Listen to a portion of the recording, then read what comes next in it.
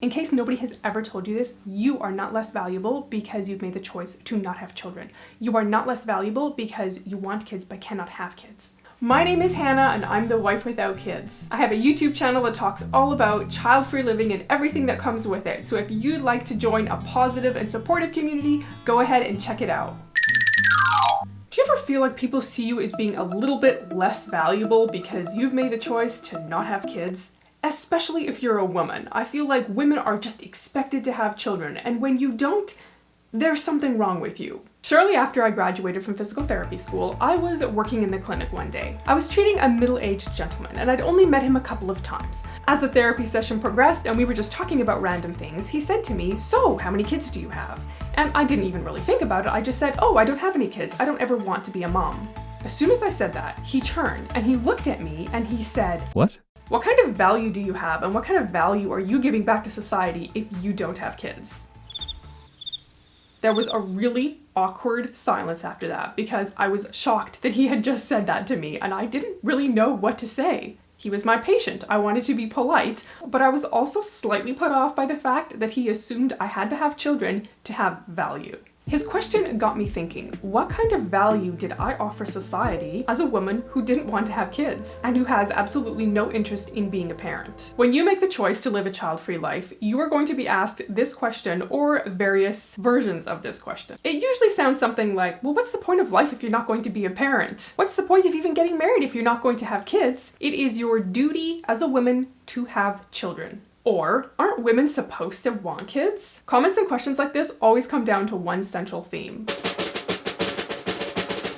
value and worth. Having children has always been viewed as being very advantageous for the economy because when you have a baby, you spend a lot of money on that baby, and eventually that baby grows up, it becomes a taxpayer and a consumer as well. Babies are big business and raising them comes at a serious cost. The United Kingdom, New Zealand, the United States, and Australia are currently rated some of the most expensive places to raise a child. It is estimated that between 23 and 38% of a household income goes towards raising children.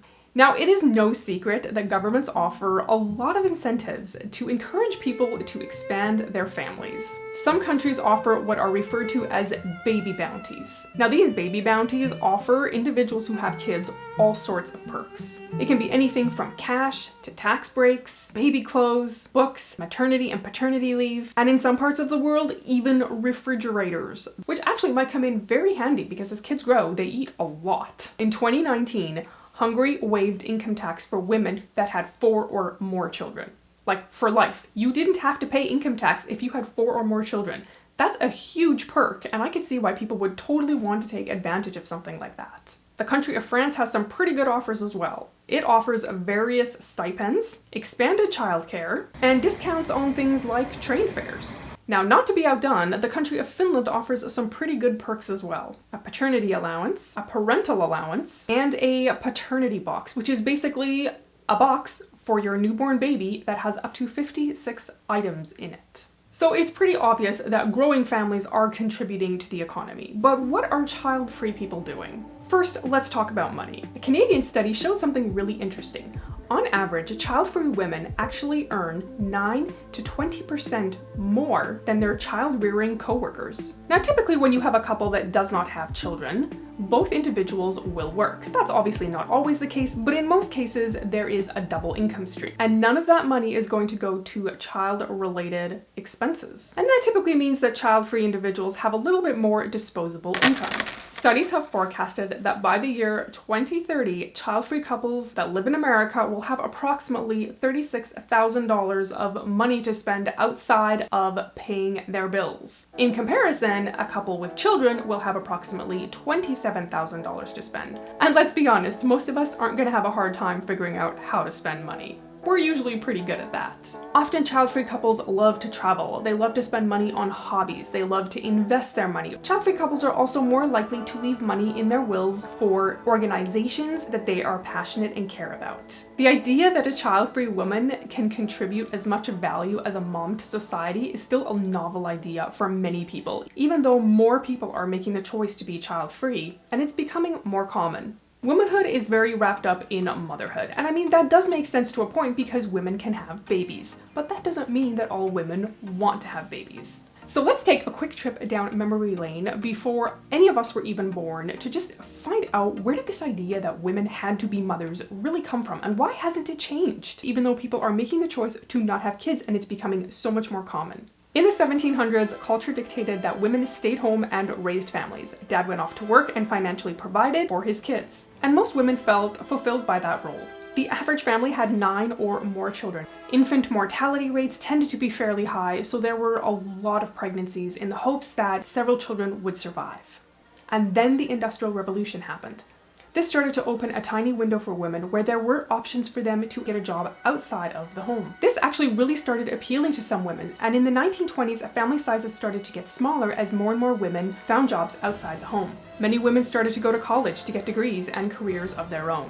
In the 1850s, women were having their last child by the age of 40. And by the 1940s, women were finishing up their childbearing years by the age of 27.3. So there was definitely something that shifted in the way that women started to see themselves and view their roles as females. The role of women shifted dramatically during that time, and while some people started to adapt and realize that women could have a different role and that their value didn't change, some people really struggled with that idea. What does it say about a woman who decides to have a career and decides to forego motherhood and has no interest in raising children? What does it say about a woman who chooses to get married, to stay home, to not have a career, and to not have children? Why are people who make these choices viewed as being less valuable? They still contribute to society. They just contribute in different ways. Maybe ways that aren't as traditional. But just because something isn't as traditional doesn't mean it's wrong. I think the question we have to ask ourselves is, where does our value actually come from? Society tells us it comes from being rich or being famous, or by accomplishing something really amazing that's going to go down in history. It's who you are, it's who you know, it's what degrees you've earned. It's a title that you have, if you're a father or if you're a mother. Or it comes from being an entrepreneur, from leaving your mark on the world. Now, out of all those things that I just listed, I don't think they're bad things. I think that those can add value to your life, but I don't think they define what your value specifically is. The answer to this question might be a little bit different for everybody, because everybody has a slightly different moral code or belief system or self-esteem, and all those things can play into how you actually see yourself as being a valuable person. I'm not less of a woman because I've made the choice to not have kids. And just in case nobody has ever told you this, you are not less valuable because you have made the choice to not be a parent. You are not less valuable because you cannot have children. I think every person has equal value simply because they are human beings, regardless of whether or not they decide to have children. There have been so many child-free women that have made massive contributions to society. And part of this is maybe because they had the time to do that because they didn't have children. From authors, explorers, entertainers, scientists, artists, musicians, politicians, athletes, entrepreneurs, comedians, and royalty, there will always be people that attribute parenthood to value.